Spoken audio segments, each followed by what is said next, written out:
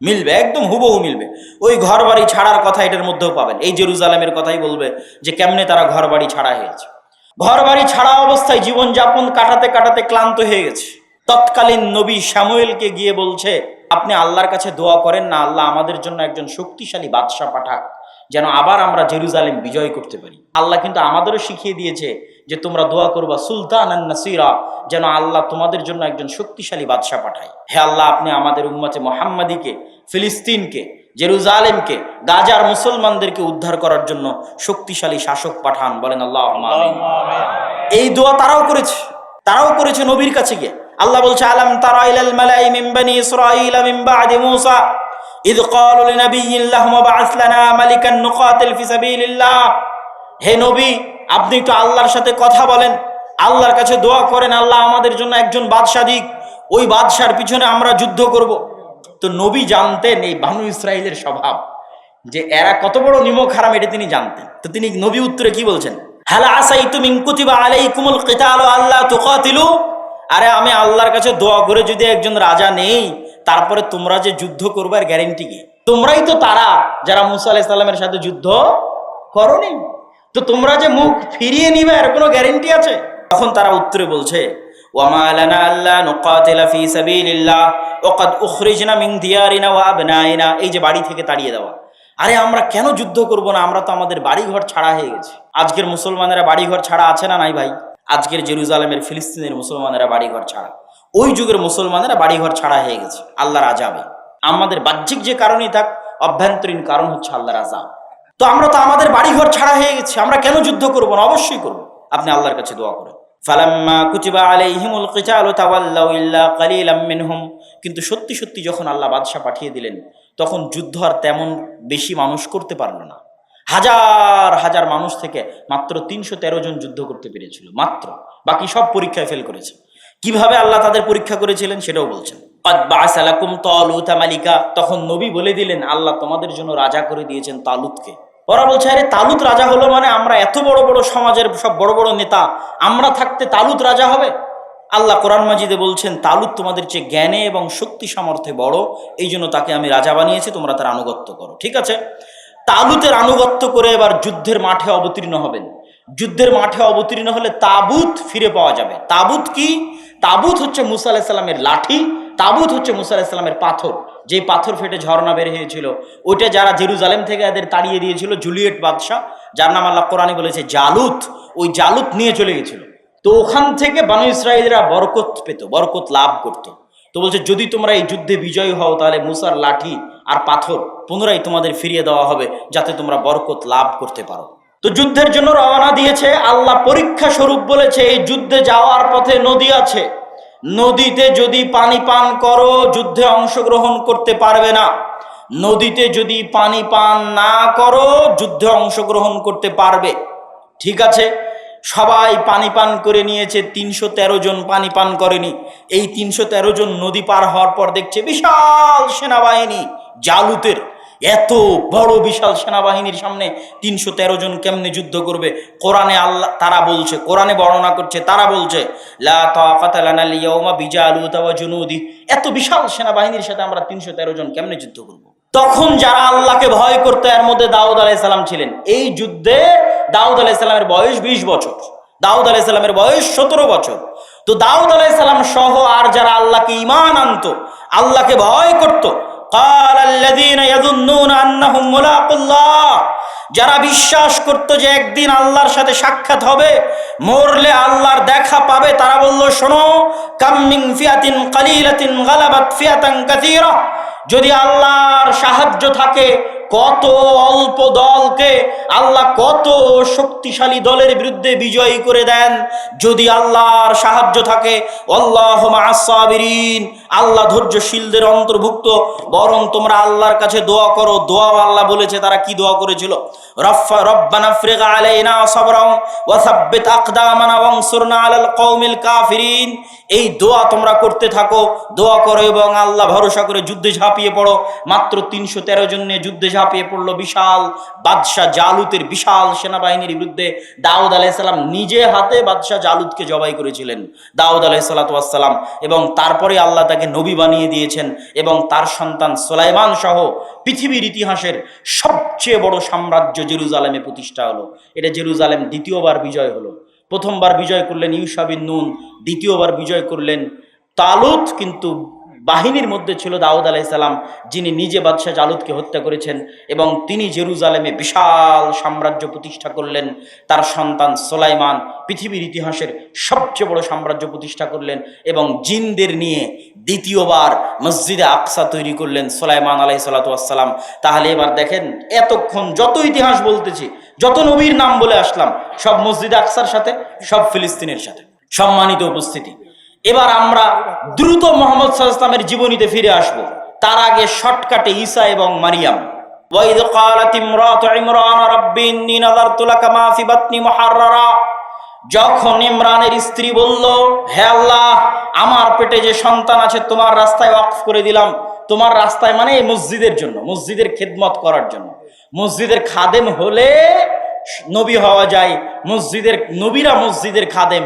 তো মা ওয়াকফ করে দিল যে আমার পেটের সন্তান মসজিদের খাদেম, মসজিদে আকসার খাদেম। ফালাম্মা ওয়াদাআত ক্বালাত রাব্বি ইন্নী ওয়াদাতুহা উনসা, বাচ্চা প্রসব করার পর দেখছেন মারিয়াম মেয়ে সন্তান। তো মেয়ে সন্তানকে কেমনে মসজিদে রাখবেন? তো তাকাফফালা জাকারিয়া তথা তার খালু জাকারিয়া আলাইহিস সালাতু ওয়াস সালাম তার দায়িত্ব নিলেন এবং মেয়ে হয়েও মসজিদের খেদমত করতে লাগলেন। মারিয়াম আলাইহিস সালাতু ওয়াস সালাম কোন মসজিদের খেদমত করতে লাগলেন? মসজিদে আকসার খেদমত করতে লাগলেন। আল্লাহ আসমান থেকে খাবার পাঠালেন। কোন মসজিদে খাবার পাঠালেন? মসজিদে আকসায় খাবার পাঠালেন। মারিয়ামের পেটে সন্তান আসলো। ঈসা আলাইহিস সালাতু ওয়াস সালাম মায়ের কোলে কথা বললেন।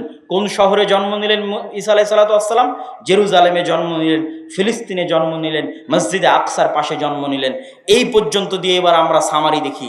পৃথিবীর 90% মানুষ তথা তিনটা বড় দিনের অনুসারী, বড় ধর্মের অনুসারীর পবিত্র স্থান হচ্ছে জেরুজালেম, মসজিদে আকসা। যেহেতু মুসা আলাইহিস সালাম এটার জন্য জীবন দিয়েছে, ইউশা বিন নুন জীবন দিয়েছে, দাউদ সুলাইমান যুদ্ধ করেছে, তো এই জন্য ইহুদি যারা আছে তাদের কাছে এটা সবচেয়ে পবিত্র। ঈসা আলাইহিস সালাম এখানে জন্ম হয়েছে, তার মা এই মসজিদের খাদেম ছিলেন, এই জন্য খ্রিস্টানদের কাছে এটা সবচেয়ে পবিত্র। আর আমরা মুসলমানেরা তো আছি।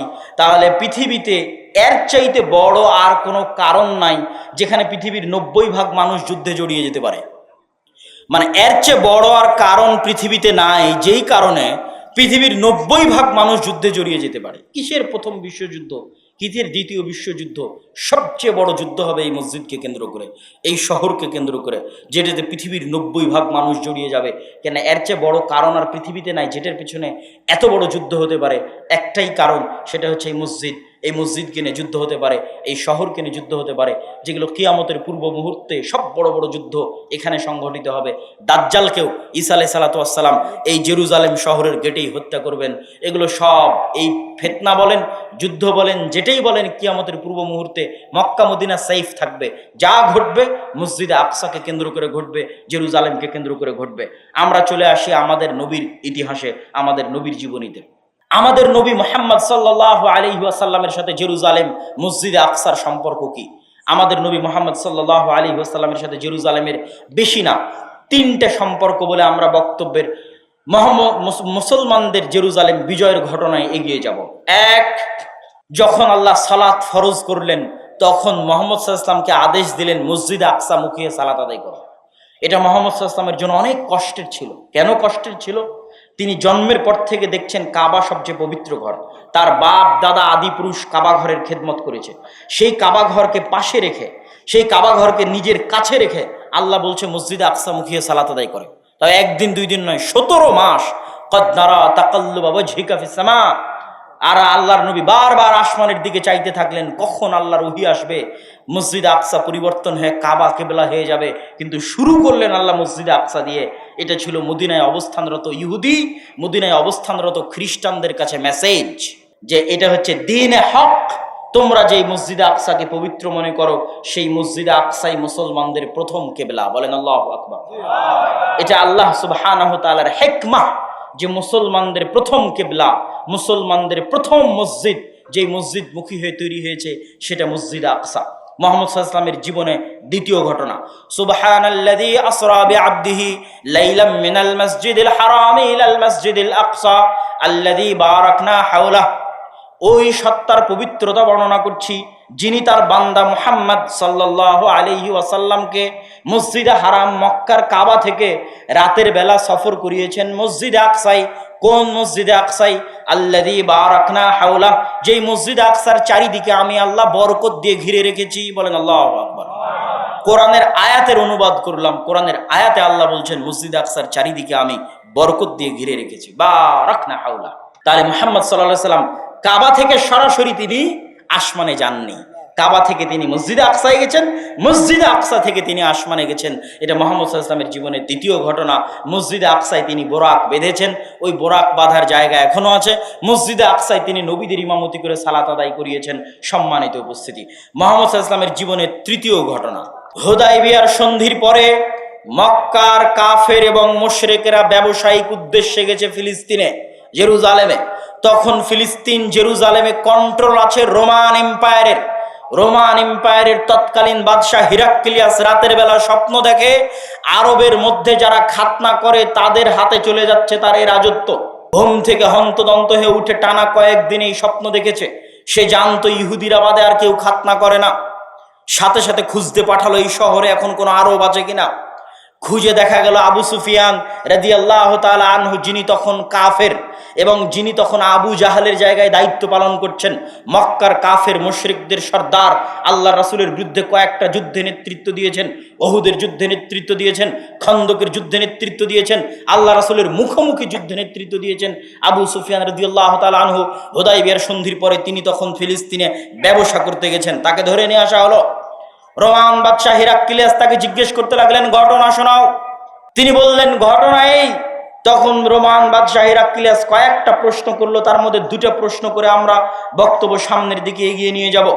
দুটা প্রশ্নের একটা প্রশ্ন হচ্ছে, আমাকে বলো মুহাম্মাদের পূর্বে তার বংশে অতীতে তোমাদের কুরাইশ বংশে, বানু হাশিম বংশে, ইসমাইলের বংশে অতীতে আর কেউ কোনদিন কি নবী দাবি করেছিল?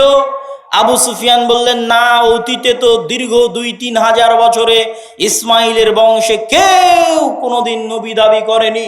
বাদশাহ হিরাক্লিয়াস বললেন, যদি আগে কেউ নবী দাবি করে থাকতো আমি বলতাম মুহাম্মদ সাল্লাল্লাহু আলাইহি ওয়াসাল্লাম অন্যের দেখা দেখি নিজে নবী দাবি করেছে।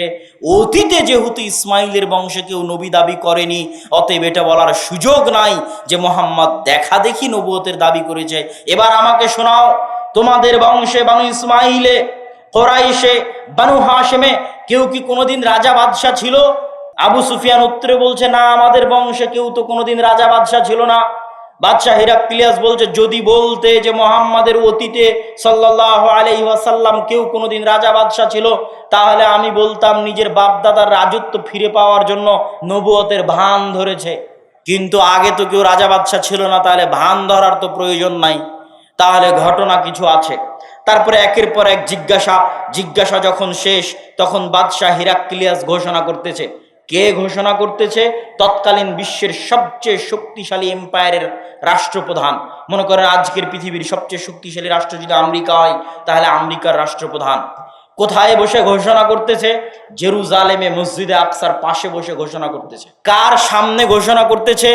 আল্লাহর নবীর সবচেয়ে বড় শত্রু মক্কার কাফের মুশরিকদের সর্দারের সামনে বসে ঘোষণা করতেছে, জেরুজালেমে বসে ঘোষণা করতেছে। তৎকালীন বিশ্বের সবচেয়ে বড় এম্পায়ারের শাসক ঘোষণা করতেছে, আবু সুফিয়ান তুমি যা বললে তা যদি সত্য হয়, তাহলে মাউদে আকাদামাইয়া তাহতা মাউদে আকাদামাইয়া, আমার পায়ের নিচে যে মাটি আছে এই মাটি একদিন মুহাম্মাদের অনুসারীদের দখলে চলে যাবে। আল্লাহ, এটাই মসজিদ আকসার মাটি, এটাই জেরুজালেমের মাটি। তাহলে এর চেয়ে বড় ভবিষ্যৎবাণীর আর প্রয়োজন নাই। সম্মানিত উপস্থিতি, মুহাম্মদ সাল্লাল্লাহু আলাইহি ওয়াসাল্লাম তার জীবনে দুইটা যুদ্ধ করেছেন জেরুজালেম বিজয় করার জন্য, মুতা এবং তাবুকের যুদ্ধ। এটা অনেকেই আপনাকে এভাবে বলে দিবে না, কেন আমি বললাম এটা জেরুজালেম বিজয়ের জন্য যুদ্ধ? মুতা এবং তাবুকের যুদ্ধ হয়েছিল রোমানদের বিরুদ্ধে, আর আরবের সবচেয়ে কাছে রোমানদের সবচেয়ে বড় হেডকোয়ার্টার ছিল জেরুজালেমে। আপনি যদি বাংলাদেশের বিরুদ্ধে যুদ্ধ করেন তাহলে এটাও বলা যাবে যে ঢাকার বিরুদ্ধে যুদ্ধ। অনেক সময় দেশের নামের জায়গায় রাজধানীর নাম বলে দেওয়া হয়। ভারতের জায়গায় দিল্লি, বাংলাদেশের জায়গায় ঢাকা, ঢাকার বিরুদ্ধে যুদ্ধ। তাহলে জেরুজালেমের বিরুদ্ধে যুদ্ধ, রোমান না বলে বলেন জেরুজালেমের বিরুদ্ধে যুদ্ধ। কেননা এই যুদ্ধ দুটো হয়েছিল রোমানদের বিরুদ্ধে, আর রোমানদের হেডকোয়ার্টার ছিল তৎকালীন জেরুজালেম। আর মুতার যুদ্ধ ছিল জেরুজালেম থেকে মাত্র 100 কিলোমিটারের ব্যবধানে, যেই যুদ্ধে পরপর 3 জন সাহাবী শহীদ হয়েছে। আর আল্লাহর নবী মদিনায় বসে চোখের পানি ফেলতেছে আর বলছেন, এখন তরবারি হাতে নিল সাইফুম মিন সুয়ুফিল্লাহ, আল্লাহর তরবারিগুলোর একটা তরবারি, সেটা হচ্ছে খালিদ ইবনুল ওয়ালিদ। এই যে যুদ্ধ হচ্ছে রোমানদের বিরুদ্ধে, এটা জেরুজালেম থেকে মাত্র 100 কিলোমিটার দূরে। এই জন্য বললাম, আল্লাহর নবী তার নিজের জীবদ্দশায় দুইটা যুদ্ধ করেছেন মসজিদ আকসা বিজয় করার জন্য। একটা হচ্ছে মুতা, আর একটা হচ্ছে তাবুক। সম্মানিত উপস্থিতি, আল্লাহর নবীর মৃত্যুর পরে আবু বকর রাদিয়াল্লাহু তাআলা আনহু ওই সেনাবাহিনীকে থামাননি, যেই সেনাবাহিনীকে আল্লাহর নবী রোমানদের বিরুদ্ধে রওনা করেছিলেন মসজিদ আকসা এবং জেরুজালেম বিজয় করার জন্য, তাকে তিনি থামাননি। কিন্তু যাকাত অনাদায়কারীদের বিরুদ্ধে, মুরতাদদের বিরুদ্ধে যুদ্ধ করতে গিয়ে তার গতি কিছুটা স্লোথ ছিল। ওমর রাদিয়াল্লাহু তাআলা আনহু ক্ষমতা পাওয়ার পরে জেরুজালেম বিজয় করার জন্য, মসজিদ আকসা বিজয় করার জন্য, পৃথিবীর ইতিহাসের সবচেয়ে বড় যুদ্ধ জেরুজালেম বিজয়ের জন্য মুসলমানদের যে বড় বড় দুটো যুদ্ধ, একটা সালাহউদ্দিন আইয়ুবী যুদ্ধ করেছিলেন হিত্তিনে, আর একটা এখন ওমর রাদিয়াল্লাহু তাআলা আনহুর খেলাফত আমলে হচ্ছে ইয়ারমুকের যুদ্ধ। ইয়ারমুকের যুদ্ধে রোমানদের সেনাবাহিনীর সদস্য ছিল 3 লক্ষ, আর ইয়ারমুকের যুদ্ধে মুসলমানদের সদস্য ছিল মাত্র 12,000। এটা হচ্ছে মসজিদে আকসা বিজয় করার জন্য সবচেয়ে বড় যুদ্ধ। তৎকালীন প্রধান সেনাপতি আবু উবাইদা ইবনুল জাররাহ, আগের সেনাপতি ছিল খালিদ বিন ওয়ালিদ। ওমর রাদিয়াল্লাহু তাআলা ক্ষমতায় এসে খালিদ বিন ওয়ালিদকে তার পদ থেকে পদচ্যুতি করান। পদচ্যুতি করে প্রধান সেনাপতির দায়িত্ব দেন আবু উবাইদা ইবনুল জাররাহকে। যদিও খালিদ বিন ওয়ালিদ মুজাহিদ হিসেবে যুদ্ধ করছে, সাধারণ ডেপুটি, সে প্রধান army chief, deputy army chief হিসেবে যুদ্ধ করতেছে, আর প্রধান আর্মি চিফ হচ্ছেন আবু উবাইদা ইবনুল জাররাহ। এই বিশাল যুদ্ধের আগে আবু উবাইদা ইবনুল জাররাহ চিঠি লিখলেন ওমর রাদিয়াল্লাহু তাআলা আনহুকে লক্ষ্য করে, আমিরুল মুমিনিন, আজকে 3 লক্ষ রোমান বাহিনীর বিরুদ্ধে মাত্র 12,000 মুসলমান নিয়ে যুদ্ধ করা সম্ভব নয়। যদি বাই চান্স যুদ্ধে পরাজয় হই, মুসলমানদের ইমান দুর্বল হয়ে যাবে, অনেক দুর্বল ইমানের মানুষ মুরতাদ হয়ে যাবে, অনেক দুর্বল ইমানের মানুষ ইসলাম থেকে মুখ ফিরিয়ে নিবে। অতএব এই যুদ্ধে হারা যাবে না, এই যুদ্ধে পরাজিত হওয়া যাবে না। আপনি মদিনা থেকে অতিরিক্ত সেনাবাহিনী পাঠান, মদিনা থেকে অতিরিক্ত মুজাহিদ পাঠান, না হলে আমরা এই যুদ্ধে পুরো পরাজিত হয়ে যেতে পারি। বিশাল 3 লক্ষ বাহিনীর সামনে 12,000 সেনাবাহিনী দিয়ে কিছুই করা সম্ভব নয়। ওমর রাদিয়াল্লাহু তাআলা আনহু ওই চিঠির উল্টা পিঠে লিখে পাঠালেন, লা তুহাউবিলান্নাকা কাসরাতাল রোম ওয়ালা তুহাউবিশান্নাকা কিল্লাতাল মুসলিমিন। তোমাদেরকে যেন ভীত সন্ত্রস্ত না করে রোমানদের সংখ্যাধিক্য, তোমাদেরকে যেন দুশ্চিন্তাগ্রস্ত না করে মুসলমানদের সংখ্যায় অল্প হওয়া, বরং জেনে রাখো আল্লাহ যার সাথে আছে তারাই সংখ্যাধিক্য, আল্লাহর সাহায্য যাদের সাথে আছে তারাই সংখ্যাধিক্য, আর আল্লাহর সাহায্য যাদের সাথে নাই তারা সংখ্যায় যতই বেশি হোক না কেন তারা সংখ্যায় অল্প, তারা যতই শক্তিশালী হোক না কেন তারা দুর্বল, তারা যতই শক্তিশালী হোক না কেন তারা দুর্বল। অতএব আল্লাহর সাহায্য তোমাদের সাথে আছে। তোমরা সংখ্যায় 12,000 হলেও তোমরাই শক্তিশালী, তোমরা সংখ্যায় 12,000 হলেও তোমরাই সংখ্যাধিক্য। অতএব তোমরা সামনের দিকে এগিয়ে যেতে থাকো। ওমর রাদিয়াল্লাহু তাআলা আনহু অতিরিক্ত কোনো মুজাহিদ, অতিরিক্ত কোনো সেনাবাহিনী না পাঠিয়ে চিঠির উল্টা পিঠে আদেশ দিয়ে পাঠালেন।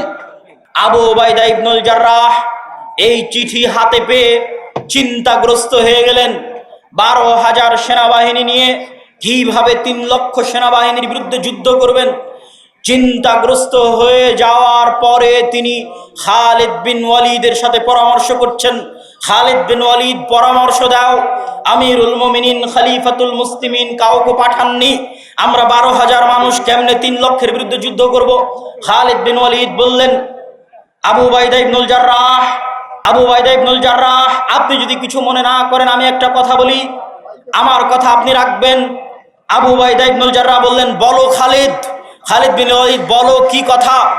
খালিদ বিন ওয়ালিদ বললেন, যেহেতু আমিরুল মুমিনিন কোনো সাহায্য পাঠায়নি, আজকের ইয়ারমুকের যুদ্ধের দায়িত্বটা আপনি আমাকে দিয়ে দেন, আপনি যদিও কাগজে কলমে প্রধান সেনাপতি, কিন্তু আজকে ইয়ারমুকের যুদ্ধে আমি খালিদ বিন ওলীদ প্রধান সেনাপতির দায়িত্ব পালন করব।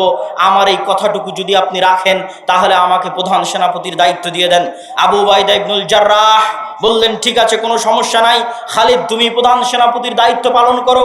ইয়ারমুকে 6 দিন যুদ্ধ হয়েছে, 6 দিন, 6 দিন যুদ্ধ করার পরে আল্লাহ সুবহানাহু ওয়া তাআলা মুসলমানদের বিজয় দিলেন। মুসলমানেরা 4টা দলে ভাগ হয়ে গেল, প্রত্যেকটা দলের প্রধান ছিল একজন সাহাবী। 4টা দলে ভাগ হয়ে গিয়ে এবার আজকের ফিলিস্তিনের যত শহরের নাম শুনেন, যেই গাজার নাম শুনছেন, ইয়ারমুকের যুদ্ধের পরের দিনই গাজা শহর বিজয় হয়েছে। ইয়ারমুকের যুদ্ধের পরে মুসলমানেরা 4টা দলে ভাগ হয়ে মসজিদে আকসাকে কেন্দ্র বানিয়ে, জেরুজালেমকে কেন্দ্র বানিয়ে 4 দিক থেকে ঘিরে নিতে লাগলো জেরুজালেমকে। 4 দিক থেকে জেরুজালেমকে ঘিরতে থাকলো। গাজা, হাইফা, তেল আবিব, পশ্চিম তীর, হেবরন, আল খালিল, ফিলিস্তিনের যত শহর আছে সব শহর বিজয় করতে করতে করতে করতে একদম জেরুজালেম চারিদিক থেকে ঘিরে নিল। ওই দিন জেরুজালেমের পাশে 4000 সাহাবী ছিলেন। 1 মাস জেরুজালেম ঘিরে রাখা হলো। পাদ্রী চাবি হস্তান্তর করবে না যতক্ষণ না আমিরুল মুমিনিন খলিফাতুল মুসলিমিন না আসবে। চিঠি লিখে পাঠানো হলো। আবু উবাইদা ইবনুল জাররাহ চিঠি লিখে পাঠালেন। ওমর ইবনুল খাত্তাব বলছেন, আনাতি, আমি আসছি, জেরুজালেমের চাবি ওমরের হাতে হস্তান্তর করা হবে।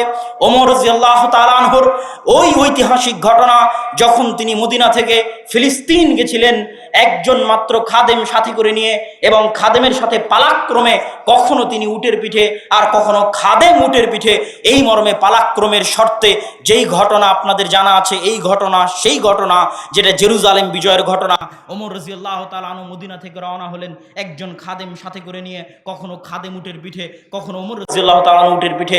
যখন জেরুজালেমের গেটে ওমর রাদিয়াল্লাহু তাআলা আনহু প্রবেশ করছে, 4000 সাহাবী সহ বিশাল মুসলমানদের বাহিনী অপেক্ষা করছে, হাজার হাজার পাদ্রী অপেক্ষা করছে। আজ খলিফাতুল মুসলিমিন আসবে, আমিরুল মুমিনিন আসবে, কিন্তু তারা দেখছে খলিফাতুল মুসলিমিন রশি ধরে টানছে আর খাদেম উটের পিঠে বসে আছে।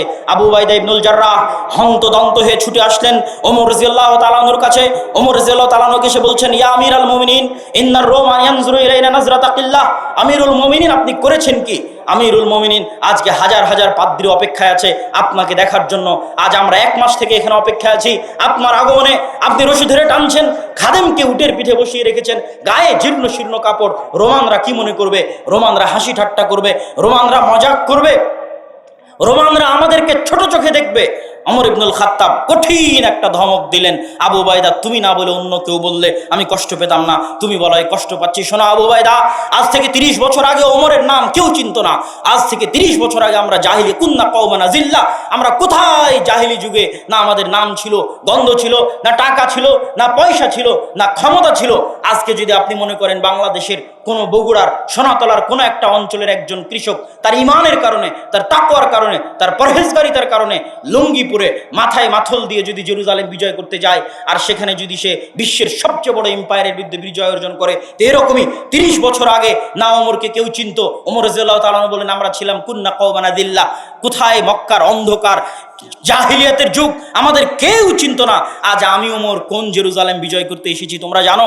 এই জেরুজালেমের এই মসজিদে আকসায় এই মারিয়াম আলাইহিস সালাতু ওয়াস সালাম থাকতেন, এই জেরুজালেমে ঈসা আলাইহিস সালাতু ওয়াস সালামের জন্ম হয়েছে, এই জেরুজালেমে ইয়াহিয়া জাকারিয়াকে হত্যা করা হয়েছে, এই জেরুজালেম বিজয় করতে এসে মুসা আলাইহিস সালাম পারেননি, এই জেরুজালেম বিজয় করতে আল্লাহ সূর্য থামিয়ে দিয়েছেন ইউশা বিন নূনের জন্য, এই জেরুজালেম বিজয় করেছে দাউদ, এই জেরুজালেম বিজয় করেছে, এই জেরুজালেমে পৃথিবীর সবচেয়ে বড় সাম্রাজ্য প্রতিষ্ঠা করেছে সুলাইমান আলাইহিস সালাতু ওয়াস সালাম।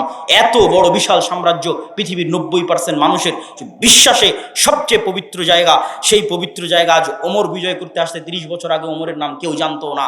এই যে আল্লাহ আজকে আমাকে এখানে পৌঁছে দিয়েছেন, আ'আজ্জানাল্লাহু বিল ইসলাম, আল্লাহ আমাদের এই ইজ্জত, এই সম্মান, এই ক্ষমতা না চাকচিক্য দিয়ে, না টাকা পয়সা দিয়ে, না রাজনীতি দিয়ে, না কূটনীতি দিয়ে, আল্লাহ আমাদেরকে এই ক্ষমতা, এই সম্মান দিয়েছেন ইসলাম অনুসরণের কারণে, তাকওয়া এবং পরহেজগারিতার কারণে, আল্লাহর কিতাব এবং আল্লাহর নবীর সুন্নাত অনুসরণের কারণে। সম্মানিত উপস্থিতি, আরো লম্বা ঘটনা আছে, কিন্তু সারমর্ম কি, শিখার কি? এই যে পুরো বানু ইসরাইলের লম্বা ঘটনা শুনলেন, জেরুজালেম কেন্দ্রিক ইতিহাস শুনলেন, শিক্ষা এটাই যে আমরা গজবের মধ্যে আছি, আযাবের মধ্যে আছি। যেদিন ঈমান ফিরে আসবে, তাকওয়া ফিরে আসবে, পরহেজগারিতা ফিরে আসবে, যারাই ঈমান নিয়ে তাকওয়া নিয়ে, পরহেজগারিতা নিয়ে সামনে এগিয়ে যাবে। আল্লাহ যেমন ইউসা বিন নুনের জন্য সূর্য থামিয়ে দিয়েছিলেন, ৩১৩ জনকে আল্লাহ যেমন বিজয় দিয়েছিলেন, ঠিক তেমনি মুসলমানদের হাতেও বিজয় হবে। সুলতান সালাহুদ্দিন আইয়ুবী তিনিও অল্প সংখ্যক মানুষ নিয়ে জেরুজালেম বিজয় করেছেন, ফিলিস্তিন বিজয় করেছেন। কিন্তু ঈমান থাকা লাগবে, তাকওয়া লাগবে, পরহেজগারিতা লাগবে। জেরুজালেম মিছিল দিয়েও বিজয় করা সম্ভব নয়। এবং ওই রকম মা লাগবে, ওই রকম বোন লাগবে, যারা এরকম সুলতান সালাহুদ্দিন আইয়ুবী জন্ম দিতে পারে, তারিক বিন জিয়াদ জন্ম দিতে পারে। কেননা বেহায়াপনা, বেলেল্লাপনা যখন সমাজে ছড়িয়ে পড়ে, বেপর্দা যখন সমাজে ছড়িয়ে পড়ে, তখন সেখানে পুরুষ জন্ম নিতে পারে না। মানে মায়ের বেটা সালাহুদ্দিন আইয়ুবী জন্ম নিতে পারে না। যা জন্ম নেবে সব নামে পুরুষ, কামে সব মহিলা। কথা বুঝতে পেরেছেন? সমাজে বেহায়াপনা, বেলেল্লাপনা থাকলে এটাই সমাজের রেজাল্ট, সম্মানিত উপস্থিতি। এই দীর্ঘ ইতিহাস থেকে আল্লাহ সুবহানাহু ওয়া তাআলা উম্মতে মুহাম্মাদীকে